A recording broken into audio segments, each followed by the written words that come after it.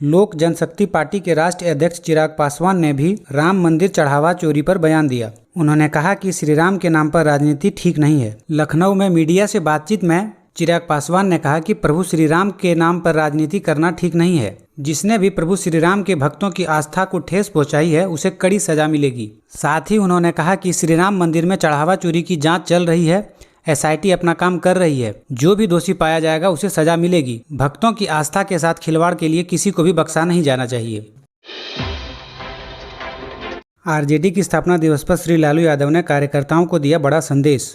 साथ ही बीजेपी पर तीखा हमला बोला। राष्ट्रीय जनता दल के 30 साल पूरे होने के मौके पर संस्थापक श्री लालू प्रसाद यादव ने अपने कार्यकर्ताओं को बड़ा संदेश दिया और साथ ही बीजेपी पर भी हमला बोला। उन्होंने कहा कि आरजेडी सिर्फ चुनाव जीतने की पार्टी नहीं है, बल्कि पार्टी हमेशा गरीब, कमजोर और पीछे छूट गए लोगों के साथ खड़ी है। चाहे समय कितना भी बदल जाए, उनकी राजनीति असमानता और सांप्रदायिकता के खिलाफ ही रहेगी। उन्होंने विकास को लेकर भी अपनी बात रखी। उन्होंने कहा कि सिर्फ बड़े मॉल और चमकते होटल बनाना विकास नहीं है। विकास का असली मकसद वह है जब उन मजदूरों और कारीगरों का जीवन बेहतर हो। साथ ही बीजेपी पर हमला करते हुए कहा कि हालिया चुनावी नतीजों को देख के ऐसा लगता है कि बीजेपी संविधान को दरकिनार करके और सरकारी संस्थान पर कब्जा करके देश को पीछे धकेलने में लगी है। मौसम विभाग ने बिहार में उमस के बीच उत्तर बिहार के 12 जिलों में बारिश का येलो अलर्ट जारी किया। मौसम विभाग ने मानसून सुस्त रहने के बावजूद उत्तर पश्चिम और उत्तर मध्य बिहार के 12 जिलों में गरज और बिजली के साथ साथ बारिश का येलो अलर्ट जारी किया। साथ ही उन्होंने राज्य के ज्यादातर हिस्सों में मौसम साफ और शुष्क रहने का संभावना भी जताया है तथा कुछ हिस्सों में हल्की फुल्की बौछारें भी पड़ने की उम्मीद की है। साथ ही कुछ इलाकों में हल्की फुल्की बारिश होने का भी संभावना है तथा तापमान में गिरावट का संभावना भी कम है। हालांकि राज्य के कुछ जिले जैसे पश्चिमी चंपारण, सिवान, सारण, पूर्वी चंपारण, गोपालगंज, सीतामढ़ी, मधुबनी, मुजफ्फरपुर, दरभंगा, वैशाली, शिवहर और समस्तीपुर में येलो अलर्ट जारी किया गया है। जनसुराज पार्टी के प्रमुख प्रशांत किशोर बांकीपुर विधानसभा से उपचुनाव लड़ेंगे। बांकीपुर उपचुनाव के लिए जनसुराज ने अपने कैंडिडेट का ऐलान कर दिया है। पार्टी के प्रमुख और चुनावी रणनीतिकार प्रशांत किशोर इस सीट से चुनाव लड़ेंगे। रविवार को पार्टी की कोर कमेटी की बैठक ने पीके का नाम फाइनल कर दिया है। इस मौके पर प्रशांत किशोर ने भी कहा कि राज्य में वर्तमान सरकार की नीति और कामकाज की परीक्षा बांकीपुर विधानसभा उपचुनाव में होगी। उन्होंने कहा कि मुख्यमंत्री सम्राट चौधरी को जनता ने नहीं चुना है, जनता ने नीतीश कुमार को मुख्यमंत्री बनाया था। उन्होंने कहा कि बांकीपुर उपचुनाव में अगर जनसुराज की जीत होती है तो बिहार में बदलाव की मुहिम को बल मिलेगा। बिहार के खाद्य एवं उपभोक्ता मंत्री अशोक चौधरी ने भरत तिवारी का एनकाउंटर को बताया गलत। कहा दोषी अफसरों पर कार्रवाई होगी। बिहार के भोजपुर में हुए भरत तिवारी एनकाउंटर मामले में सियासत गरमाई हुई है। चिराग पासवान के बाद अब बिहार सरकार के मंत्री अशोक चौधरी भी भरत तिवारी परिवार से मिलने पहुंच चुके हैं। उन्होंने इस एनकाउंटर को गलत बताया। रविवार को मंत्री भरत तिवारी के पैतृक गाँव बिलोटी पहुंचे। उन्होंने परिवार से मुलाकात की और भरत तिवारी को श्रद्धांजलि दी। मीडिया से बात करते हुए उन्होंने कहा कि यह एनकाउंटर गलत था और वे यह बात बार बार बोल रहे हैं, लेकिन साथ ही उन्होंने आरोप लगाया कि कुछ लोग इस मामले को जातिगत रंग देने की कोशिश कर रहे हैं। उन्होंने कहा कि सरकार की जिम्मेदारी है कि लोगों तक पहुंचे और इस मुद्दे को समाज में बंटवारा पैदा करने से रोका जाए। बिहार के शिक्षकों के लिए महत्वपूर्ण खबर। 20 जुलाई तक पूरा करें यह जरूरी काम, नहीं तो रुक सकती है सैलरी। बिहार के राज्यपाल सैयद अता हसनैन ने बिहार के विश्वविद्यालयों और कॉलेजों में शिक्षक कर्मचारियों के लिए वेतन सत्यापन अनिवार्य किया है। जो वेतन सत्यापन नहीं कराएंगे उनका वेतन रुक सकता है। इस मामले में सभी विश्वविद्यालयों को हिदायत दी गई है कि वेतन सत्यापन 20 जुलाई तक पूरा करा लें। इसके लिए प्रत्येक विश्वविद्यालय में एक प्रतिमंडल नामित किया जाएगा जो वेतन सत्यापन संबंधी सभी रुके हुए मामलों का सत्यापन करेंगे। राज्यपाल के अपर मुख्य सचिव दीपक सिंह ने विश्वविद्यालयों को जारी निर्देश में कहा कि नियमों, अध्यादेशों, विनियमों और पाठ्यक्रमों की स्वीकृति से संबंधित प्रस्ताव अब विशेष रूप से बनाए गए ईमेल आईडी पर ही भेजें। जीवन धारा योजना के तहत मरीजों को मिली डायलिसिस की सहायता। इनर व्हील क्लब ऑफ गया ने समाज सेवा की दिशा में सराहनीय पहल करते हुए जीवन धारा परियोजना के तहत जरूरतमंद मरीजों को डायलिसिस उपचार के लिए आर्थिक सहायता प्रदान की। यह कार्यक्रम रविवार को एम्स गया में आयोजित किया गया। इसकी अध्यक्षता आभा सिंह ने की। इन परियोजनाओं का संचालन इनर व्हील डिस्ट्रिक्ट मंडल के अध्यक्ष प्रियंक कुमार के मार्गदर्शन में किया जा रहा है। कार्यक्रम की विशेष घोषणा के तहत दृष्टि बाधित बालक पीयूष कुमार को डायलिसिस उपचार का आंशिक खर्च अगला 11 महीने तक इनर व्हील क्लब ऑफ गया द्वारा वहन किया जाएगा।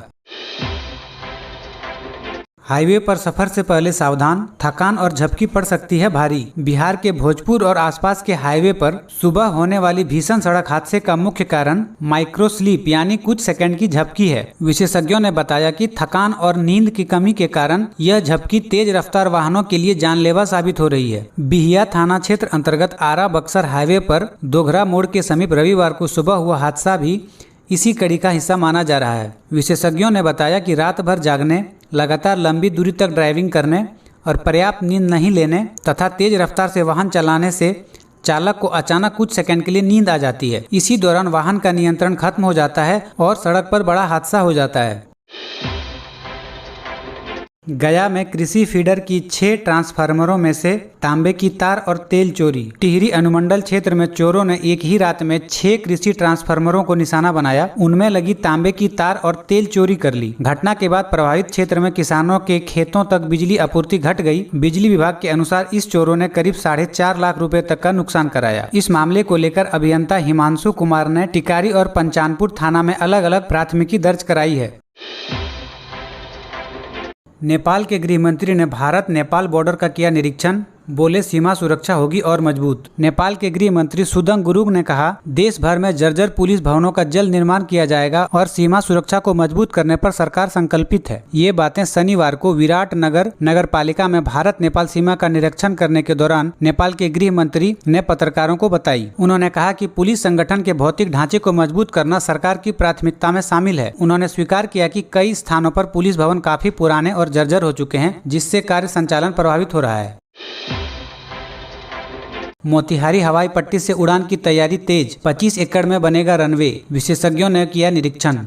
मोतिहारी हवाई अड्डा मैदान में जल्द ही छोटे विमानों की उड़ान शुरू होने की उम्मीद है, जिसके लिए विशेषज्ञों की टीम ने निरीक्षण पूरा कर लिया है। 25 एकड़ भूमि पर हवाई पट्टी का निर्माण होगा, जिससे क्षेत्र में व्यवस्था, पर्यटन और आर्थिक विकास को गति मिलेगी। यह योजना केंद्र सरकार के उड़ान योजना के तहत यह योजना शुरू की गई है। शुरुआती प्रक्रिया के तहत विशेषज्ञों की टीम ने हवाई अड्डे का भौतिक निरीक्षण पूरा कर लिया है। अब तकनीकी सहमति मिलने के बाद उपलब्ध करीब 25 एकड़ भूमि पर हवाई पट्टी के निर्माण का कार्य शुरू कराया जाएगा।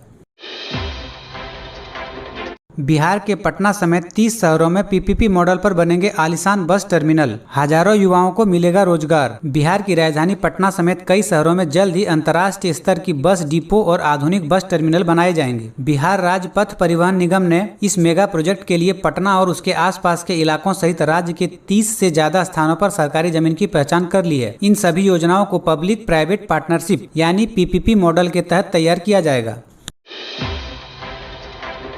वैभव सूर्यवंशी का दिल छू लेने वाला संदेश वायरल, जानिए क्या है संदेश में। वैभव सूर्यवंशी ने इंग्लैंड के खिलाफ अपने अंतर्राष्ट्रीय T20 में डेब्यू के बाद सोशल मीडिया पर एक भावुक संदेश साझा किया है, जिसमें उन्होंने अपने शुभचिंतकों और प्रशंसकों के प्रति आभार व्यक्त किया है। वह अंतर्राष्ट्रीय क्रिकेट में शामिल होने वाले भारत के सबसे युवा खिलाड़ी बन गए हैं, जिससे समस्तीपुर में खुशी की लहर है। वैभव ने टीम इंडिया की जर्सी में अपनी तस्वीर साझा करते हुए उन्होंने लिखा, इतने सारे संदेश पाकर मैं अभिभूत हूँ। इंस्टाग्राम स्टोरी के माध्यम से उन्होंने शुभचिंतकों, प्रशंसकों और अपने सीनियर के प्रति आभार व्यक्त करते हुए देश के लिए हमेशा अपना सर्वश्रेष्ठ देने का संकल्प दोहराया। ट्रंप को मारना हमारा फर्ज है, ईरान में खमेनेई के जनाजे में गूंजा भड़काऊ नारा। ईरान के दिवंगत supreme leader Ayatollah Ali Khamenei के जनाजे के दौरान तेहरान की सड़कों पर रविवार को माहौल उस वक्त बेहद गर्म हो गया जब मंच संभाल रहे एक आयोजक ने सरेआम अमेरिकी राष्ट्रपति डोनाल्ड ट्रंप को जान से मारने की अपील कर दी। न्यूज एजेंसी एसोसिएशन प्रेस के मुताबिक खमेनेई के मौत के बाद ये पहला मौका है जब आधिकारिक मंच से सीधे ट्रंप की मौत का आह्वान किया गया है। इस नारे के गूंजते ही जनाजे में मौजूद लाखों की भीड़ ने चिल्लाकर इसका समर्थन किया। आमिर खान की तीसरी शादी पर लगी कानूनी मोहर, इमोशनल हुआ परिवार। बॉलीवुड के मिस्टर परफेक्शनिस्ट आमिर खान ने आखिरकार अपनी लेडी लव गौरी स्प्रेंट संग तीसरी शादी रचा ली है। लंबे समय से जिस पल का फैंस सबको इंतजार था, उसकी पहली तस्वीर अब सामने आ गई है। बेहद सादगी लेकिन पूरे परिवार की मौजूदगी में आमिर खान और गौरी ने अपनी नई जिंदगी की शुरुआत की।